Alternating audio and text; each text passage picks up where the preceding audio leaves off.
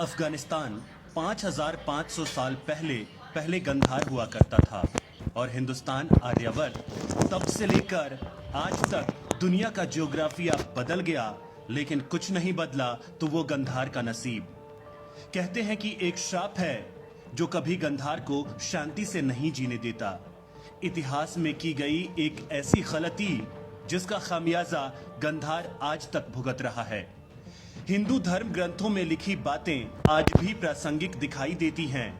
बताया जाता है कि गांधारी का दिया हुआ एक श्राप गंधार यानी अफगानिस्तान की छाती पर नासूर बनकर आज भी रिश्ता रहता है।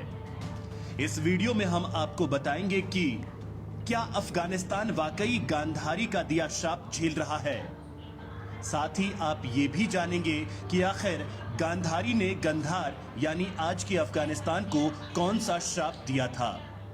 इतना ही नहीं, इस वीडियो में आप ये भी जानेंगे कि आखिर वो कौन सी वजह थी कि गांधारी को अपने मायके यानी गंधार को श्राप देने पर मजबूर होना पड़ा।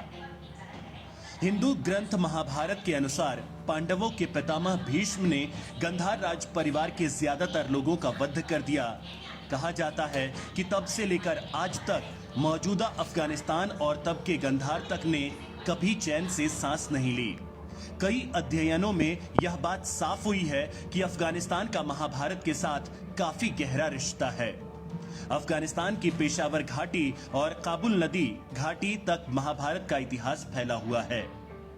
नवंबर 2013 में एशिया और अफ्रीका की तरफ से हुई एक स्टडी में यह बात साबित हुई थी कि अफगानिस्तान का हजारों साल पहले महाभारत से खास रिश्ता है।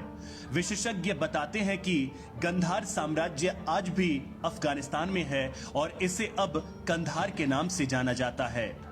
आज गंधार का एक बड़ा हिस्सा उत्तरी पाकिस्तान और कुछ हिस्सा पूर्वी अफगानिस्तान में है। गंधार साम्राज्य पोथोहार, पेशावर घाटी और काबुल नदी घाटी तक फैला था। गंधार शब्द का जिक्र ऋग्वेद, उत्तर रामायण और महाभारत में मिलता है। महाभारत की घटना ही वो कारण था जिसे गंधार को शापित करने का सबब माना जाता है।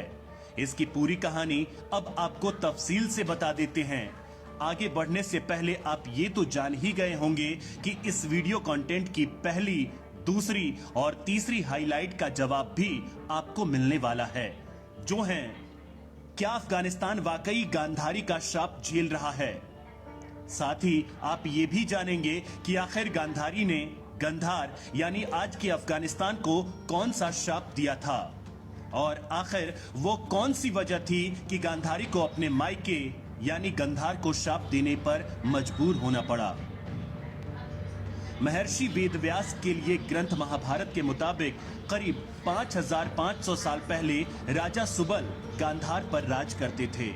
उनकी एक बेटी भी थी जिसका नाम था गांधारी। जिस दौर का जिक्र महाभारत में मिलता है उस दौर में आर्यावर्त की सीमाएं गंधार से लगा करती थी। तत्कालीन हस्तिनापुर और आज की दिल्ली, मेरठ, मथुरा, बुलंदशहर, आगरा और आसपास के इलाके हस्तिनापुर साम्राज्य का हिस्सा हुआ करते थे। इसी हस्तिनापुर के राजकुमार थे धृतराष्ट्र, जिनके साथ गंधार की राजकुमारी गांधारी का विवाह हुआ था। धृतराष्ट्र जन्म से अंधे थे, लिहाजा गांधारी ने शादी के बाद अपनी आंख पर भी पट्टी बांध ली और पतिव्रत धर्म के अनुसार अपने पति के समकक्ष होकर हस्तिनापुर चली आई। गांधारी के एक शकुनी नाम का भाई था। जब गांधारी के पिता सुबल की मृत्यु हुई तो गांधार का सारा राजपाट शकुनी के हाथ में आ गया। अब क्योंकि भीष्म ने राजा सुबल के पूरे परिवार को नष्ट कर दिया था तो उसका बदला लेने के लिए शकुनी ने एक साजिश रची। साजिश थी कौरव और पांडवों को आपस में लड़वाकर पूरे हस्तिनापुर का नाश करने की। वो अपनी बहन और जन्मांध बहनोई का पक्षकार बनकर अपनी बहन के ससुराल यानी हस्तिनापुर आ गया और कौरवों और पांडवों में फूट डाल दी। बाद में इसी फूट का नतीजा महाभारत के संग्राम के रूप में सामने आया, जिसमें गांधारी के 100 पुत्र पांडवों के हाथों मारे गए। अपने 100 पुत्रों को खोने के बाद गांधारी ने क्रोध की आग में जलते हुए शकुनी को यह शाप दिया था कि मेरे 100 पुत्रों को मारने वाले गांधार नरेश, तुम्हारे राज्य में कभी शांति नहीं रहेगी। गांधारी का श्राप फलीभूत हुआ और डिस्ट्रक्टिव सोच वाले शकुनी के बेटे के राज में भी गांधार की प्रजा सुखी नहीं रही। ऐसा माना जाता है कि पांडवों के हाथों पराजय के बाद कौरवों के सैकड़ों वंशज अफगानिस्तान में आकर बस गए थे। यहाँ उन्होंने शकुनी के प्रांत गांधार में शरण ली थी। यहाँ से वो धीरे धीरे इराक और सऊदी अरब में जाकर बस गए थे। महाभारत काल की समाप्ति के बाद यहाँ धीरे धीरे बौद्ध धर्म का प्रचार प्रसार होने लगा। यहाँ तक कि एशिया के कुछ भाग में बौद्ध धर्म तेजी से फैलने लगा। भगवान शिव की पूजा यहाँ से धीरे धीरे खत्म होने लगी और इसके बाद बौद्ध धर्म के अनुयायी अपने धर्म को बढ़ावा देने लगे। मुस्लिम शासकों के यहाँ कब्जा करने से पहले कई मौर्य शासकों ने यहाँ पर राज किया। उसके बाद 11वीं शताब्दी में यहाँ महमूद गजनवी ने अपनी सत्ता स्थापित कर ली और इस तरह गांधार बन गया कांधार, जो कि अब यहाँ कंधार नाम के एक शहर के रूप में जाना जाता है। ऐतिहासिक साक्ष्य बताते हैं कि उस गांधार राज्य में वर्तमान के उत्तरी पाकिस्तान का भी कुछ हिस्सा शामिल था। एक दौर ऐसा भी आया कि जब विश्व विजय के अभियान पर निकला सिकंदर अफगानिस्तान के मुहाने पर पहुंचा। 1 साल के भीतर उसने अंटोलिया, मेसोपोटामिया और पर्शिया पर कब्जा कर लिया था। आगे अफगानिस्तान था। सिकंदर को लगा कि ये तो कुछ दिनों की बात है, लेकिन वहां पहुंचने पर उसका गणित उल्टा पड़ गया। वहां अंतहीन जंग शुरू हो गई। छोटे छोटे अफगान कबीलों ने सिकंदर की मजबूत सेना को हाँफने पर मजबूर कर दिया। होते होते 3 बरस बीत गए। फिर एक दिन सिकंदर के नाम एक चिट्ठी आई। उसकी मां ने तंज कसते हुए पूछा था कि सिकंदर कैसा योद्धा है जो 3 साल में भी एक छोटी सी जगह पर अटका हुआ है।